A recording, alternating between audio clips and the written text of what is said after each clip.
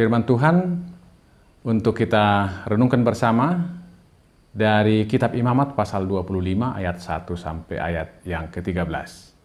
Firman Tuhan ini disampaikan pada saat orang Israel masih dalam perjalanan keluar dari perhambaan Mesir menuju tanah Kanaan. Mereka bisa dikatakan masih setengah pengembara. Milik mereka hanyalah sebanyak yang dapat dibawa punggung keledai. Tidak ada kelompok elit di antara mereka. Mereka dipersiapkan untuk hidup menetap dan bertani, kehidupan yang lebih baik dan lebih teratur. Beberapa hal yang perlu mendapat tekanan dan perhatian kita dari firman Tuhan ini, kita mulai dari yang pertama, bahwa Tuhan sendirilah yang berfirman. Artinya yang ditetapkan di sini bukanlah ketetapan Musa sebagai pemimpin perjalanan. Bukan pula hasil kesepakatan bersama umat Israel. Tetapi Tuhan sendiri yang memerintahkan. Ayat 1, Tuhan berfirman kepada Musa di Gunung Sinai. Sekali lagi, Tuhan yang berfirman. Karena itu, karena Tuhan yang memerintahkan, pastilah tujuannya baik. Oleh karenanya harus ditaati sepenuh hati. Kedua, yang ditekankan di sini adalah tanah harus mendapat perhentian. Beberapa kali disebutkan dalam firman Tuhan ini bahwa tanah harus berhenti. Kita lihat 3 ayat, ayat 2, ayat 4, ayat 5. Ayat 2 bagian akhir dikatakan, maka tanah itu harus mendapat perhentian sebagai sabat bagi Tuhan. Itu ayat 2. Ayat 4, tetapi pada tahun yang ke-7, haruslah ada bagi tanah itu suatu sabat. Dan ayat 5, bagian yang terakhir, tahun itu harus menjadi tahun perhentian penuh bagi tanah itu. Tanah berhenti. Nah, ini mau mengatakan kepada umat Israel dan berkata kepada kita pada zaman ini bahwa sesungguhnya tanah itu hidup. Dan tanah itu memberikan kehidupan. Kita ingat misalnya bahwa manusia itu diciptakan dari tanah. Dalam hal ini, dalam mengelola tanah, kita harus menuruti Allah, pencipta dan pemilik tanah. Tanah bukan sekedar benda mati. Tanah bukan sekadar komoditi. Tanah tidak boleh disakiti dalam tanda kutip. Disakiti dalam artian menumpahkan pestisida, pupuk kimia, dan zat-zat beracun yang lain. Dan pada zaman ini kita bisa katakan bahwa tanah itu terlalu lelah karena terlalu dipaksa untuk berproduksi. Itu sebabnya firman Tuhan ini menyegarkan ulang bahwa tanah itu perlu beristirahat. Yang ketiga, makanan secukupnya untuk manusia, ternak, dan binatang liar. Itu bisa kita lihat dari ayat 6 sampai ayat 7.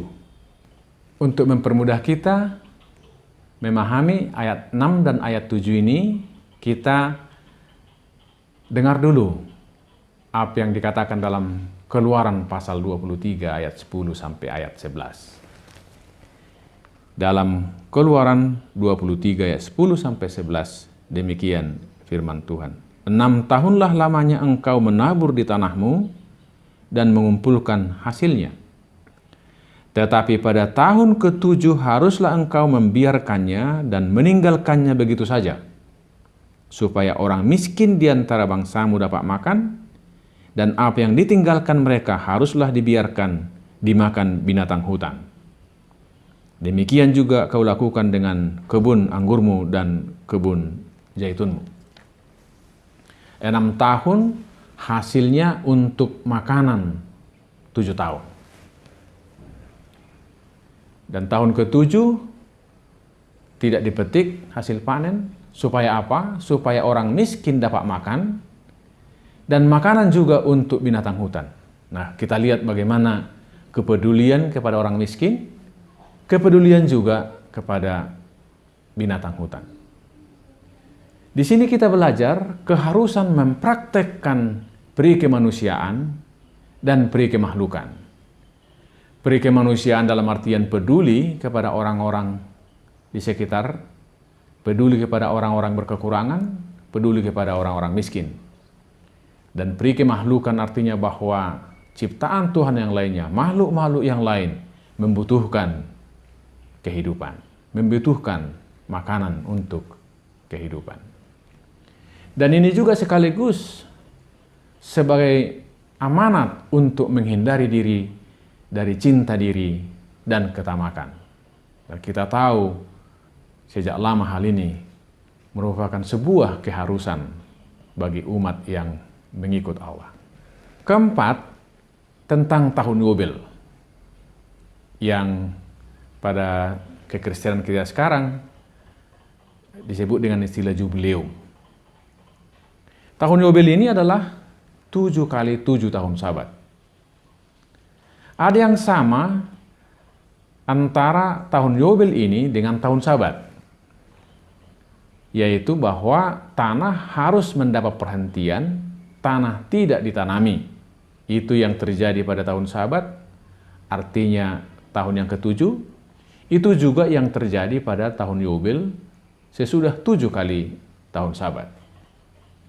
Kemudian tahun Sabat dan tahun Yobel juga para petani mengisi tahun ini lebih banyak berdoa, lebih banyak belajar, lebih banyak bersekutu dengan Tuhan, lebih banyak berefleksi.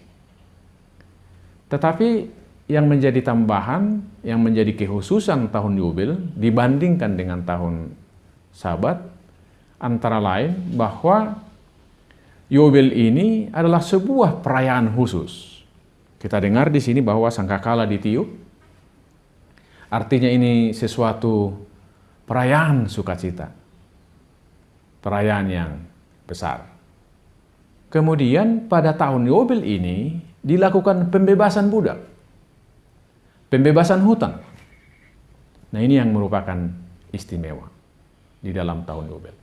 Pada tahun Yobel, Tuhan meminta mereka untuk membebaskan tanah dan juga membebaskan sesama. Tanah dibebaskan dengan cara tidak dikelola, tidak ditanami, seperti sudah jelas tadi dalam firman Tuhan ini. Sesama dibebaskan dengan cara memerdekakan budak, dan yang punya hutang, hutangnya dihapuskan. Dengan demikian, bangsa Israel sesungguhnya dibebaskan dari sifat tamak. Bebas dari sifat kerakusan, cinta diri, dan ketamakan. Sekarang firman Tuhan ini menyapa kita pada abad ke-21 ini. Saya mengajak kita untuk merenungkan dan menyambut, menghidupi 3 hal. Yang pertama, bahwa pemilik bumi dan segala isinya adalah Tuhan sendiri. Mazmur 24 ayat 1 dengan jelas berkata, Tuhanlah yang empunya bumi serta segala isinya, dan dunia serta yang diam di dalamnya. Kita manusia, tanah, makhluk hidup, tumbuh-tumbuhan adalah milik Allah. Tugas kita menjaga kesejahteraan tanah, kesejahteraan manusia, ternak, bahkan binatang liar. Kita harus bahagia dengan kecukupan dan hidup sederhana. Jauh dari cinta diri, jauh dari kerakusan, jauh dari ketamakan. Kedua, gereja-gereja kita banyak yang merayakan jubileum. Jubileum 50 tahun, 100 tahun, 150 tahun. Bagaimana kita mengisi perayaan jubileum gereja-gereja kita mengacu pada firman Tuhan secara khusus tahun Yobel. Jubileum adalah perayaan sukacita. Sukacita karena pemeliharaan Tuhan bagi gerejanya, bagi umatnya, bagi kehidupan gereja, kehidupan umatnya. Ini adalah perayaan sukacita.